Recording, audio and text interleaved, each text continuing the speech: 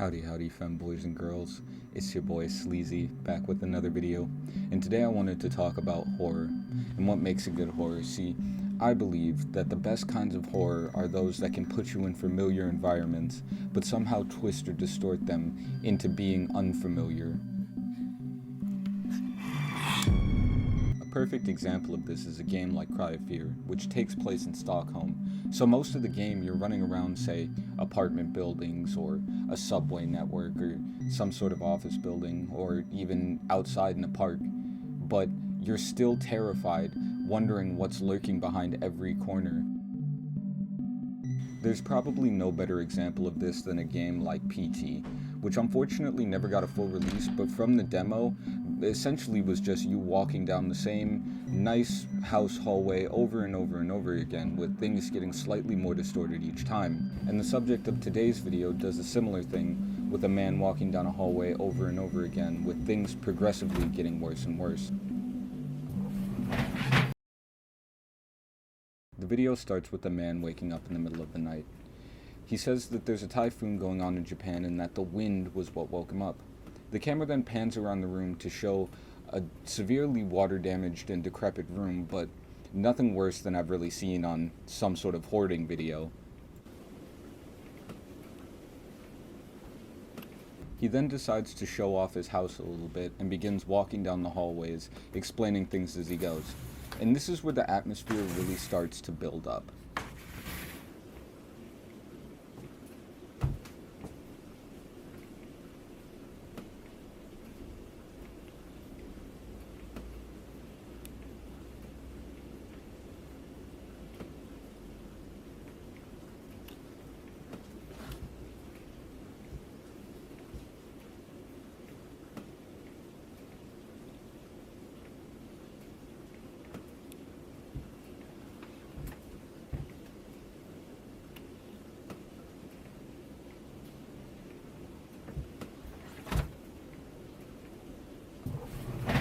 The atmosphere here is built up perfectly.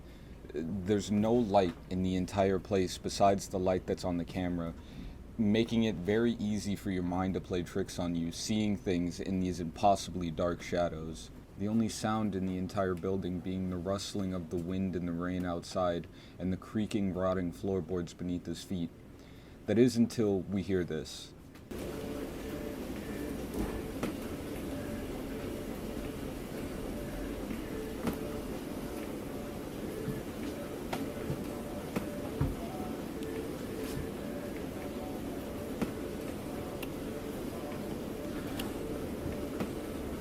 This moaning, droning noise, repeating over and over, feeling like it's coming from impossibly far away. It's at this point that we start to notice the repeating motif, as he starts talking about the typhoon again and the fact that the tatami mats are damaged. As he points his camera into the right-hand side room, we see that he's back at his bedroom somehow, even though he took 2 left turns down long hallways, so there's no way that he could be back at his room again. And this is one of the things that I love about this video, is that it's subtle hints. It seems obvious because I'm pointing it out, but if you were to just watch this on your own, you're so enthralled by the atmosphere that these questions don't immediately start running through your mind.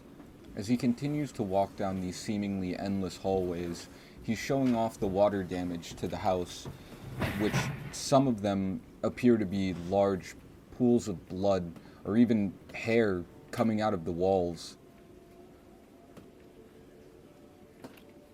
Things begin to escalate more quickly when this time, as we go past the sliding door, we see that one of the rooms is open. He exclaims that this is his grandmother's dressing room and goes inside, showing a litany of items thrown seemingly haphazardly around the room, splattered in what appears to be blood. But he quickly dismisses this by saying that the insects eating holes through them makes it appear like blood, and that potentially the rain damage is what's causing it.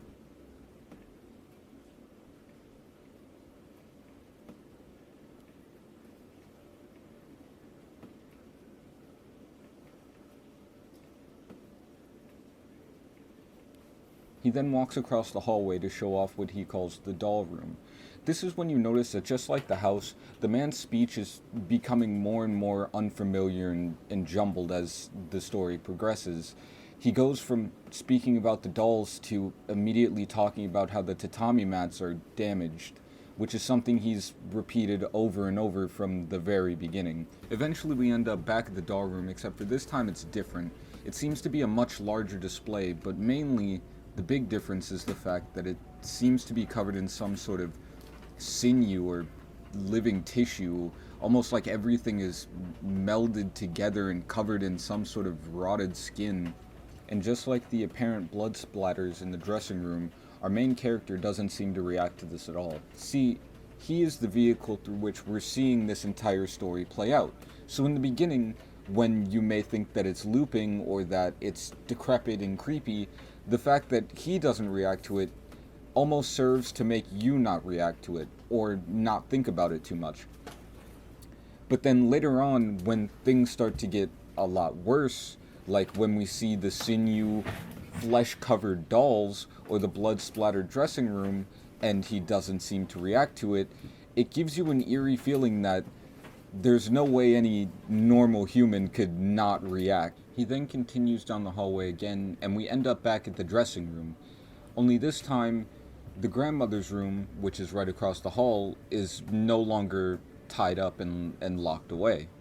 He steps inside, and for the first time it seems like he actually takes in his environment, as he talks about how the room has no taste and how drab it is, showing off the paint-peeled walls and decrepit floor.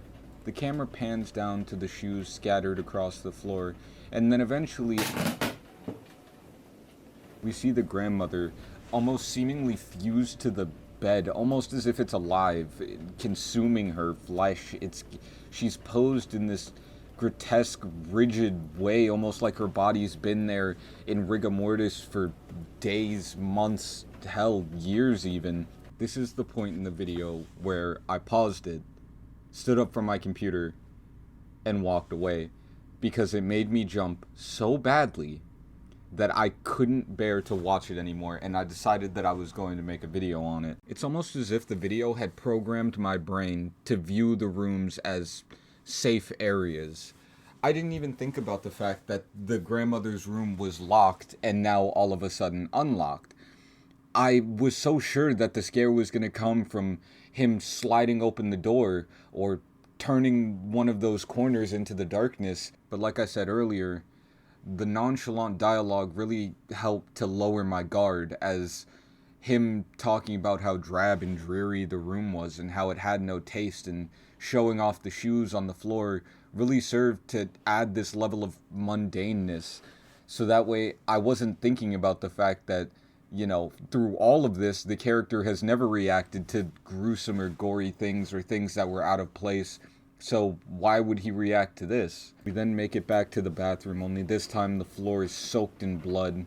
The camera goes dark for a minute before showing what he calls his grandfather laying in a bathtub, seemingly with all of his skin removed. Again, the main character seems to not care about this at all, being completely nonchalant and saying everything in a matter-of-fact way. He continues down the hallway, except for this time, the sliding door is covered in the same red, fleshy sinew that was covering up the grandmother. As he slides it open, the walls, the pictures, everything appears to be covered in this same fleshy sinew, but yet he continues to walk through the hallways as if nothing is happening. He stumbles back through the hallways, eventually leading him to his bedroom, the room where all of this started, only this time it's covered completely in flesh and blood. He says one more time that there's a typhoon in Japan, and then says sweet dreams before the video ends.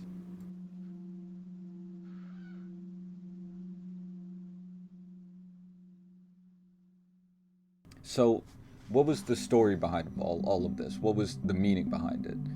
Well, to be 100% honest, I have zero fucking idea at all.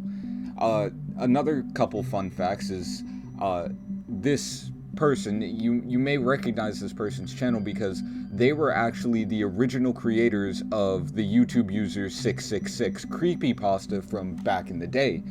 they're the guy who made that extremely, famous piece of internet lore. They still upload, they mainly make like Minecraft videos, which I find hilarious that somebody, who makes such creative works of horror also makes Minecraft Let's Play videos. But they're also working on a video game. I'm not sure if they still are, but at some point they were. And, if you like what they do, go check out their channel. I'll have a link to the video and to their channel in the description. So please go show them support, because this is one of the best, like, horror short stories I think I've ever seen. There's also a behind the scenes of how he did this, which is really entertaining and funny in, like, a really lighthearted way.